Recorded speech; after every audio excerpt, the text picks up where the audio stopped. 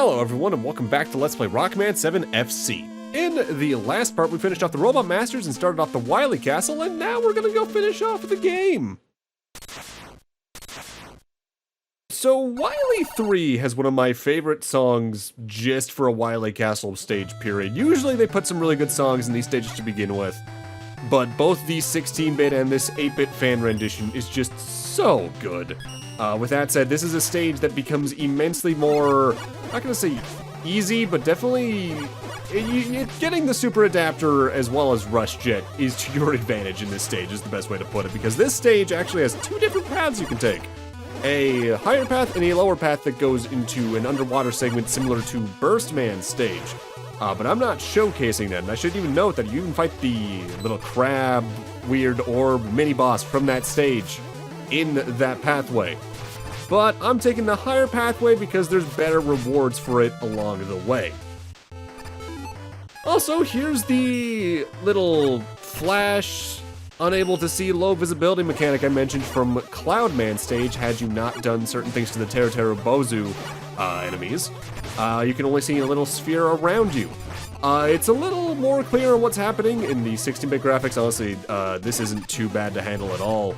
In the 8-bit rendition, barring being hard to see where the platforms are for the rush plate in that stage. But, you know, it's probably still better to avoid having to deal with it, period. Also, I don't know why, but in my memory, this stage is always shorter than it always is. But as I've said before, Mega Man stage lengths are always kind of weird, where the average, I'd say, if you're going through keeping a good pace and not taking a lot of deaths, is maybe 5 minutes long. But sometimes you just get the weird stages that are closer to like 7, 8, and all those, but then you get the weird ones that are like 2 or 3 minutes long, depending. We actually might be seeing some of those relatively soon in this little mini-marathon we're doing here. But we'll talk more about that in one of the upcoming LPs. And coming up here is where the split is, but we also have to deal with these bomb platforms. You step on them, they start counting down as they fly, and when they hit 0, they go bye-bye. And if you're over the spikes, that ain't good. I've honestly never found bomb platforming in this series to be too troublesome, ever since it got introduced, I think, in... was that Mega Man 5 or 4? One of those two games introduced that particular platform type, and I can't remember which. I know it was in 6, and here, obviously we've seen it in 7, it's in 8, it's in N-Base, I think, somewhere. 9, I think it's in there, same with 10. It's a pretty staple platforming mechanic for the series, honestly. I'm surprised it never really made its way into the X series now that I think about it. So the top path, if you go it, is where we next encounter Yoku blocks, and it's definitely a more annoying set of them than the one we saw earlier in the game.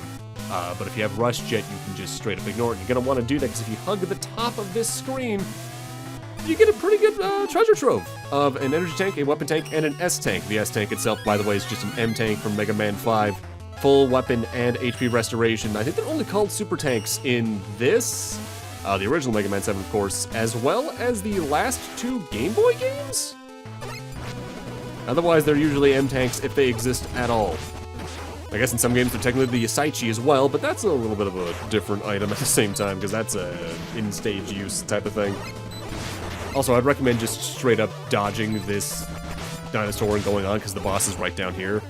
So this boss is interesting that there's 4, technically 5 main ways of dealing with it. Mega Buster's always one, of course. Its main weakness is the Slash Claw. The Noise Crush can technically be better, and the Super Adapter's also good for it. But also, technically, Rush Jet. The boss here is Hanya Ned Squared. It's this giant Hanya mask thing that will chase us in an auto-scroller stage. Its main attacks are firing missiles you can use as platforms and firing a laser out of its forehead that's kind of hard to dodge at all times in the original game. And it can also charge forward and fire bombs out of its shoulders. I always forget about that one. The thing we need to hit, though, is the little gem on its forehead, or maybe it's its eyes, one of the two. And that's a pretty small hitbox. It's pretty easy to take damage while trying to hit with the Slash Claw. Noise Crush is technically its weakness as well, but only if you hit it with the powered-up version of the Noise Crush. But since there's no wall here, you need to do that sliding trick I brought up last part, where you fire it and immediately slide to catch it before it goes off screen. At that point, it'll do, I think, like an extra point more than the Slash Claw, and you can do it from a distance. Super Adapter's good for this, I think, because you can just charge it from a distance. But if you use Rush Jet, you can just get on equal ground from it and just spam fire into its face until it dies. This was easily one of my least favorite bosses in the game when I first played it, and honestly, it's still kind of up there as one of those But it's just one of those bosses that's pretty easy to take damage in, more so than actually hard, if that makes sense. Because if you're hitting it, you're probably going to get hit yourself. It's sort of like the way I generally tend to fight Hardman and Mega Man 4, where I just kind of spam in front of it, taking more damage than I probably should. And now we get to move on to the final stage. This is one of the games where the boss rush stage as well as the final boss are actually one stage and not a surprise split. They're really back and forth on doing that, honestly.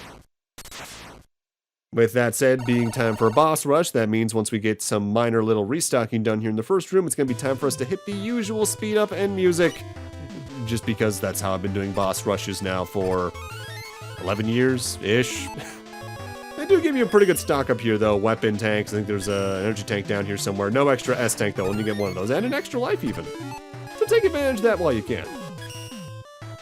With that said, let's get this music started.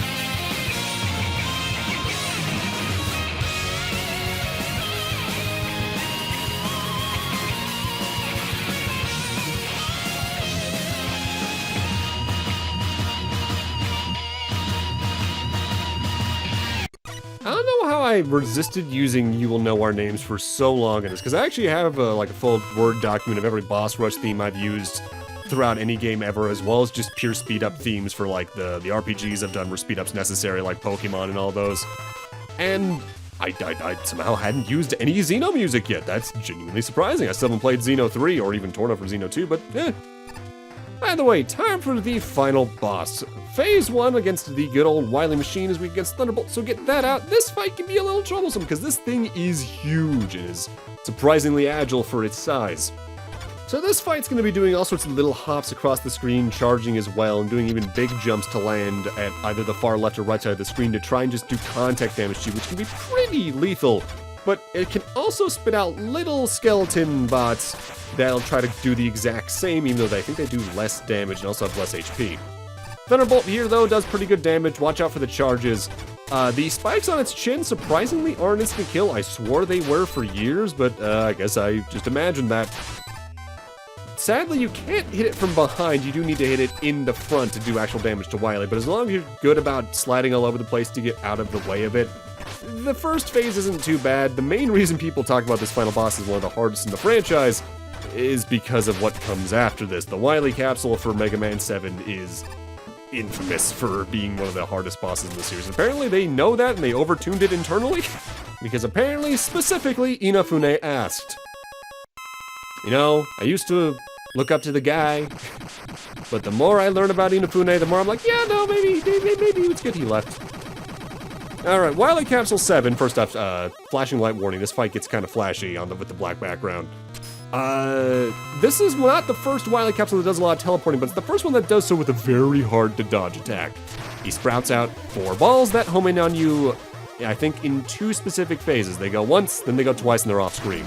So you kind of need to bait them one direction, then dodge over and under them at the same time, which is hard to do depending on his location. Additionally, the 4 orbs can be 3 elements: electric, ice, or burning. Fire, I guess. The ice one does freeze you in place. The electric one just does a lot of damage. If you have to get hit by one, choose the electric so you don't get locked in place for too long and try to get more hits in. When he teleports out, he spawns 4 orbs of lightning along the ground, 2 that go in either direction with a little bit of a stagger between them, so you need to either do a long jump or a double jump to get over them. The annoying thing about this boss as well is his weakness, Wild Coil. For one thing, if memory serves, it's the only weapon in the game that will do 2 damage to him. Everything else either does zilch or 1. For instance, a fully charged charge shot will do 1. But because the game doesn't tell you outright in the original game that you can hold up to send the Wild Coil further up in the air, hitting Wily with the Wild Coil can be troublesome if you don't know that. On top of that, because it does only 2 damage, you have to hit him a lot, probably even using up a full ammo reserve of it. Bring weapon tanks and energy tanks into this stage if you can, because this fight will probably drain your health pretty quickly and easily. It's still tough, but I think nowadays, especially if you bring in a stock, it's not the worst fight in the series, but it's definitely still up there. Honestly, I'd say the hardest final bosses in the Mega Man franchise in general are usually relegated to the X games. Thinking of Kaiser Sigma, the X5 Sigma, X7 Sigma for different reasons, mostly the camera.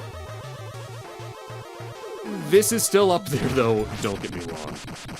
But that's game.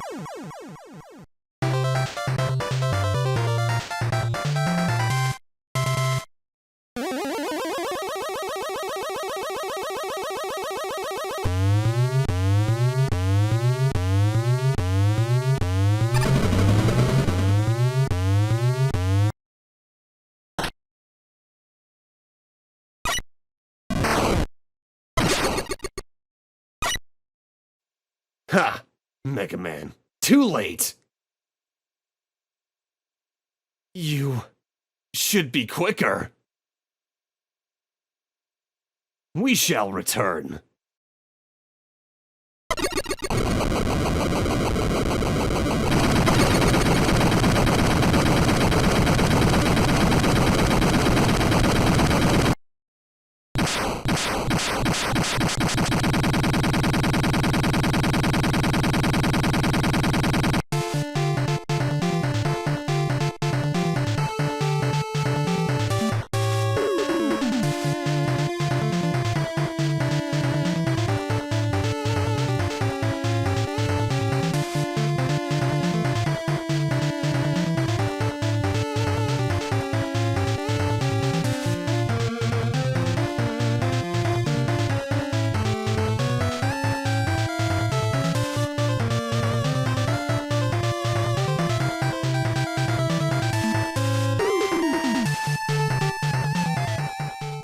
I will forever love Mega Man 7's ending so much. The visuals are kick-ass, the music's great. Mega Man 7, fan demake or otherwise, is a great game.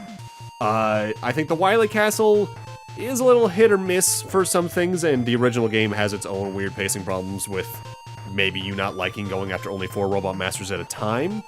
On top of that, makes the weakness channel look complicated, but the demake here is especially solid. I think the way they consolidated things down to make it play more like the NES games, both in terms of stage design and control, but also down to how they hide the items, is really cool.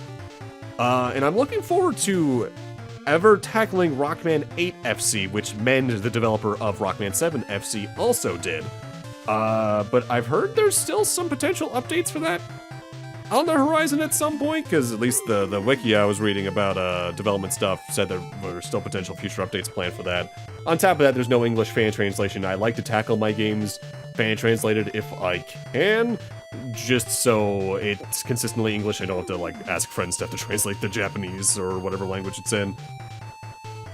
I'm kind of surprised in general how few fan demakes there are for a lot of games. Like, if memory serves, I think there's some for some of the Sonic games. Mega Man has these 2, and there's, I think, 1 or 2 planned for Mega Man and Bass at some point. Not sure if those are ever going to come out. On top of that, I know there's one in development through some of the Sage stuff for Mega Man X8, and I've got my eye on that one for when it's done. Because I would think, honestly, Mega Man X7 especially could probably deal with one. If you want to download this game yourself and play it, you will need a program like Joy-to-Key to play it if you don't like keyboard controls. But the download link to both the game itself as well as Graph78's fan translation has been in the description for every video. I recommend it a lot. Also, after the credits, you are given your secret password, which, like I mentioned earlier, I think the last part, it does not give you the multiplayer match against Bass that you could do with a friend. It instead gives you all the items in the game, a lot of tanks at the final stage, so you can just go in and blitz through it. But with that, I'm going to need to end this LP off here. Thank you guys for watching, have a great night, take care, and I'll see you guys next Let's Play, whatever that may be. See you guys then.